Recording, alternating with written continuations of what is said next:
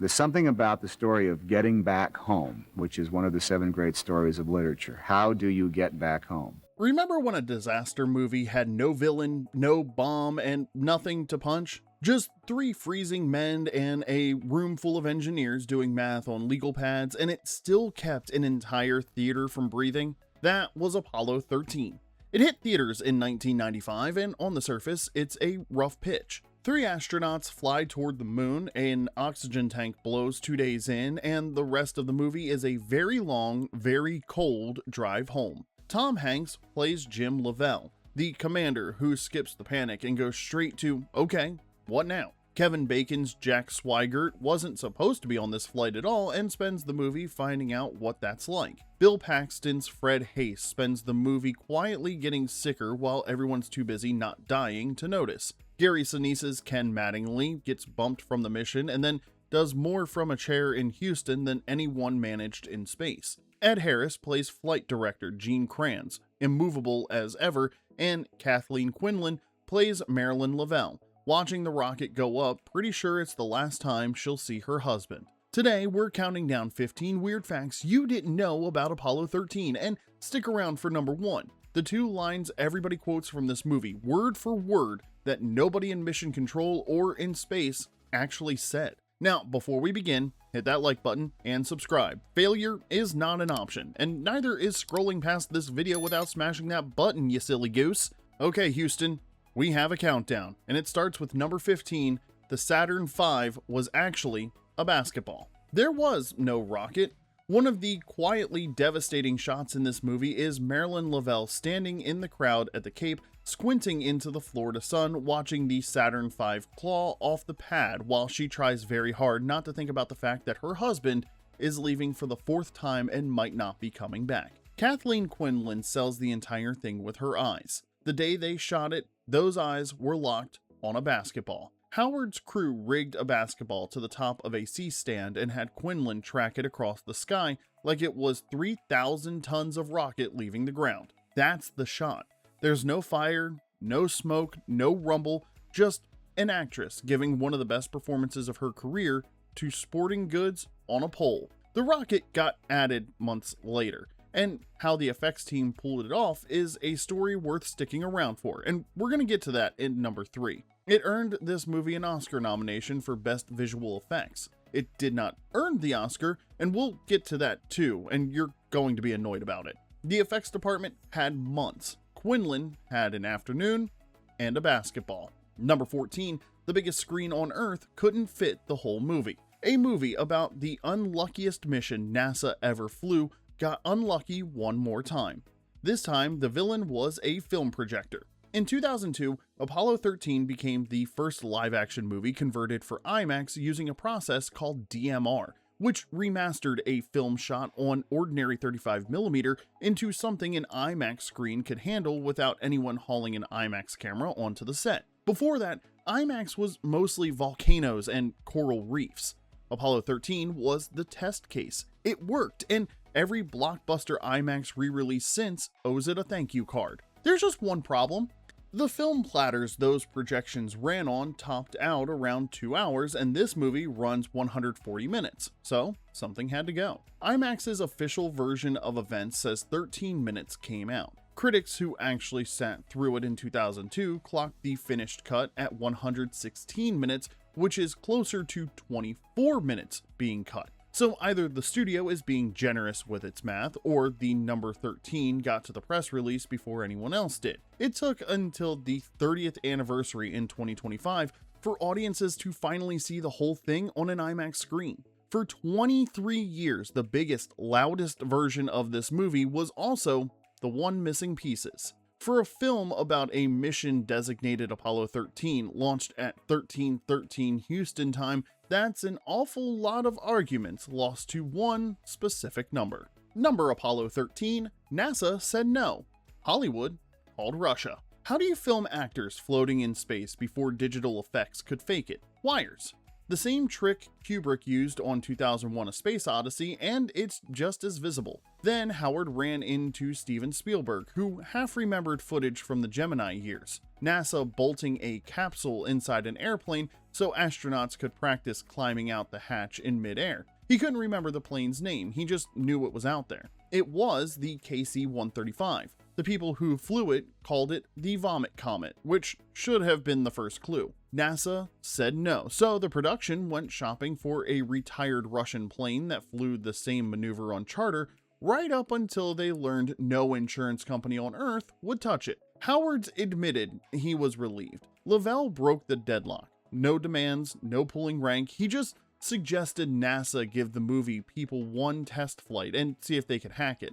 They could, but first came days of training, a written exam, a hyperbaric chamber, and a full Air Force physical, and that last one went badly for the director. Howard has a fainting condition. He went down during the blood draw standing right next to Kevin Bacon and lost control of his bladder on the way out, before he'd taken the urine test. Half that problem solved itself. NASA handed over the plane for 6 months, 612 dives across 13 shooting days, 25 seconds of weightlessness at a crack, 4 hours of floating with plenty of it unusable, all because one guy who'd been to the moon asked nicely. Number 12, the cameraman who learned zero gravity the hard way. In weightlessness, vomit doesn't fall. It hovers, and it waits. Kevin Bacon learned this when a cameraman got sick on him mid-shoot and the evidence just parked itself in the air in front of its face, holding position until the plane pulled out of the dive and gravity picked a landing spot. Bacon blames lunch. They flew dive after dive all morning, came down to eat, then went back up and did it again, and lunch was frequently Mexican food. Somebody in catering had not fully thought this one through. Everyone dosed beforehand with something the crew called Scopodex, half scopolamine to settle the stomach, half dexedrine to fight off the drowsiness the scopolamine caused. Worked great in the air, but less great on the ground, where Howard took his one morning, watched the flight get scrubbed for engine trouble, and spent the rest of the day extremely high in front of a crew that found it hilarious. Hanks, Bacon, and Paxton still bring up the same point of pride, that none of the three of them ever lost it up there. The camera operators can't make that claim.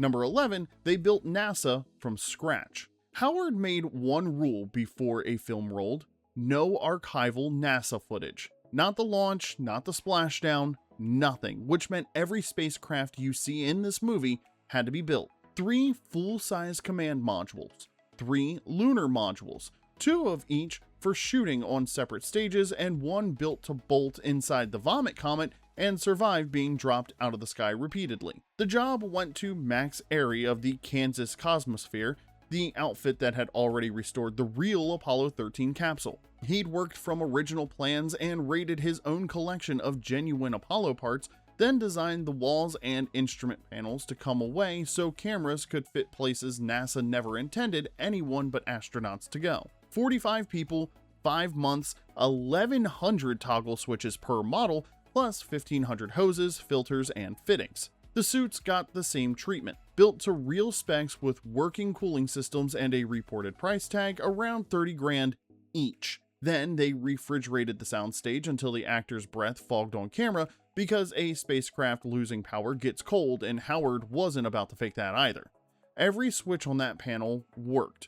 Nobody could feel their hands to flip them though. Number 10, Gene Kranz's vest belonged to his wife first. Ed Harris walks into Mission Control wearing the most recognizable costume in this movie, and the costume department can't take any credit for it. They copied it off a woman with a sewing machine. Marta Kranz made her husband a new vest for every mission. Gemini, Apollo, all of them. He'd put it on for launch and wear it through re-entry, and by 1970, the thing was as much a part of Mission Control as the headsets. So when Rita Ryak's costume team started pre-production, they didn't design anything.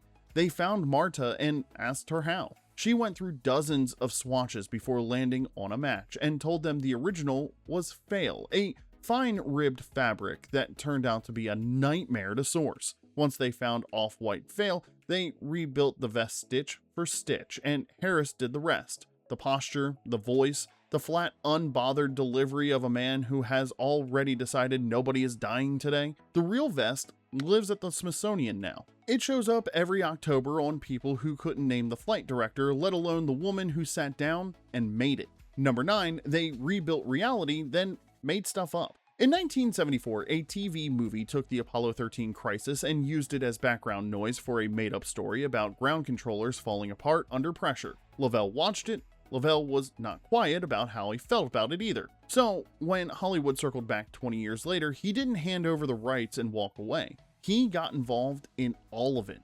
The filmmakers out at the house, personal coaching for Hanks on how he moved and talked, his own name on the line for accuracy. Astronaut Dave Scott came aboard as technical advisor, essentially a full-time switch inspector, making sure nobody reached for a control on those panels without knowing exactly what it did. Mission Control got rebuilt at Universal down to live video feeds wired into every individual station. One NASA consultant kept forgetting where he was. He'd finish a day shooting and go stand where the elevator should have been, and after all that, the advisors, the switches, the working consoles, the guy waiting on an elevator that didn't exist. Howard still made things up. The tense argument between the crew was invented. Hayes has said the real radio traffic was too calm and procedural to build a movie around. So the film that got everything else right had to hand 3 professionals a fight they never had, because the truth was 3 men doing their jobs quietly while dying. Number 8, Bill Paxton really ate the fake vomit. Fred Hayes spent the back half of the real mission quietly getting sicker. Bill Paxton spent one afternoon regretting a bet over a can of beefaroni. Hayes' illness was no small thing. A urinary tract infection working its way toward his kidneys, with fever and chills, dehydrated and freezing while the crew rationed water in a spacecraft that had stopped making heat. The movie keeps it in, right down to him admitting it hurts to urinate, which is not a line most space movies are brave enough to include. For the scene where he's sick at dinner, the effects budget went straight to the grocery store. 1 can of beefaroni. Hanks and Paxton had a bet riding on something that day, and Paxton lost.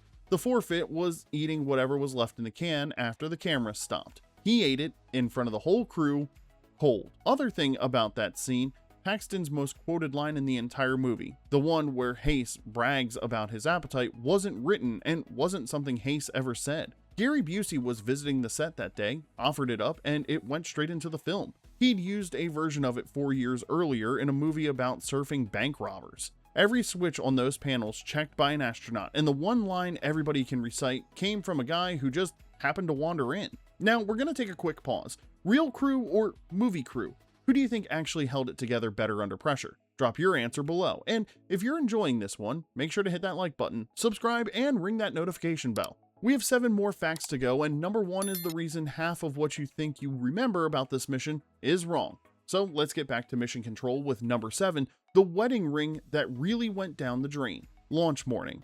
Marilyn Lovell steps into a motel shower. Her wedding ring slides off, and it's gone down the drain before she can react. That's screenwriter stuff. Plant a little dread, let the audience squirm, and pay it off 2 acts later when the oxygen tank goes. Except nobody wrote it. Jim and Marilyn recorded a commentary track for the DVD years later and confirmed the whole thing. Same morning, same shower, same drain. By her account, it rattled her badly, and she said nothing to Jim about it.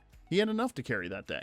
The film changed exactly 1 detail, and it changed it in the wrong direction. In real life, the trap caught the ring and she had it back before the day was out. In the movie, it's just gone. Somebody in that writer's room looked at a true story with a happy ending attached and decided the happy ending was too convenient to be believable. Number 6, Apollo 13 almost had a completely different crew. Jim Lovell picked his own movie star before there was a movie, or a book for that matter, Costner. Lovell thought they looked alike, said so early, and that was the end of it. By the time Howard was directing, Costner's name wasn't in the room, and Costner himself was busy sinking a fortune into Waterworld. Somebody eventually had to tell Tom Hanks he'd been the second guy Lovell thought of. Hanks reportedly shrugged and said maybe he could do something with his hair. John Travolta wanted Lovell too. Accounts differ on whether he asked or was asked, but they agree on the outcome, which is that Howard already had Hanks and he wasn't shopping. The other 2 seats were a bit harder to fill. Fred Hayes got turned down by John Cusack, with Charlie Sheen and Michael Keaton circling before Paxton took it, and Jack Swigert went to Kevin Bacon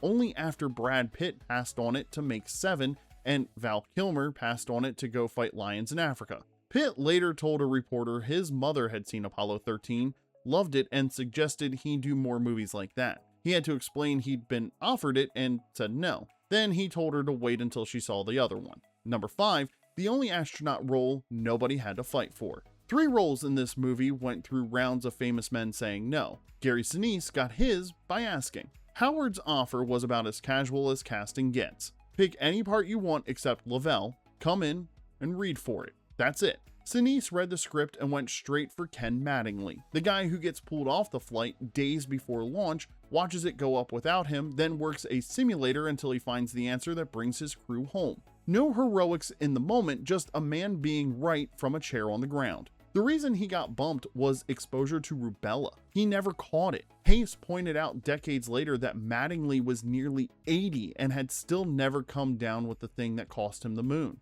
And the timing on his casting is almost too neat. Sinise had just finished playing Lieutenant Dan opposite Hanks, the man who swore he'd become an astronaut the day Forrest captained a shrimp boat. Forrest captained the shrimp boat. 1 year later, Sinise paid up. Number 4, she faxed Ron Howard a list of everything he got wrong. Kathleen Quinlan had the part already. Then she went and made her own job harder. Before shooting, she flew to Texas and spent time with the Lovells at their lakeside house. Photo albums, old stories, and a trip to the NASA Museum in Houston in a private Cessna with Jim himself flying it. Marilyn hated flying. She sat in the back and poured coffee out of a thermos while her husband, the astronaut, took them up. That trip changed how Quinlan read the script. She'd taken the role nervous about playing the wife, which in the 90s meant standing at a window looking concerned. What she learned in Texas was that NASA treated the wives as part of the operation. Their assignment was to hold everything together and keep their husbands' heads clear from 1,000 miles away. Groundside mission control, essentially. So she went home, typed up everything she thought the script had wrong about Marilyn, and faxed it directly to the director. She's since described that decision with a certain amount of abasement at her younger self. Howard took it well and used some of the notes. He told her later that her work is what grounded everybody else's.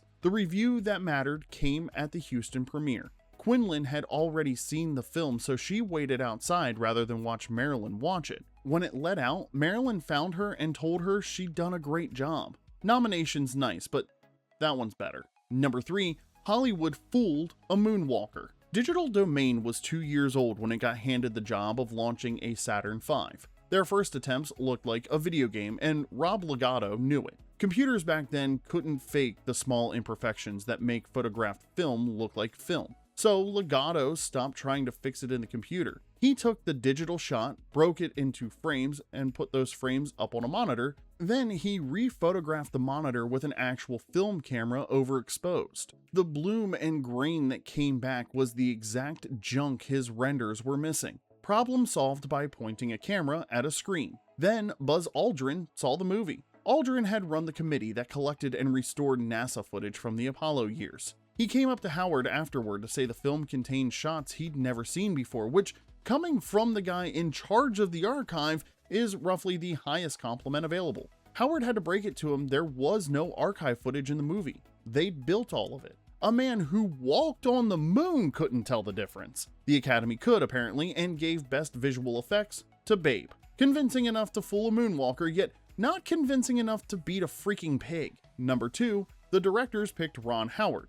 The Oscars didn't. 9 nominations. Best Picture, Adapted Screenplay, supporting nods for Ed Harris and Kathleen Quinlan. Only Braveheart pulled more that year. Then Howard won the Directors Guild Award, which is the one that's supposed to settle it. The people who direct movies for a living voting on who directed the best movie. It calls the Oscar correctly the overwhelming majority of the time. The Academy's nominees came out. Gibson, Noonan, Robbins, Figgis, Radford.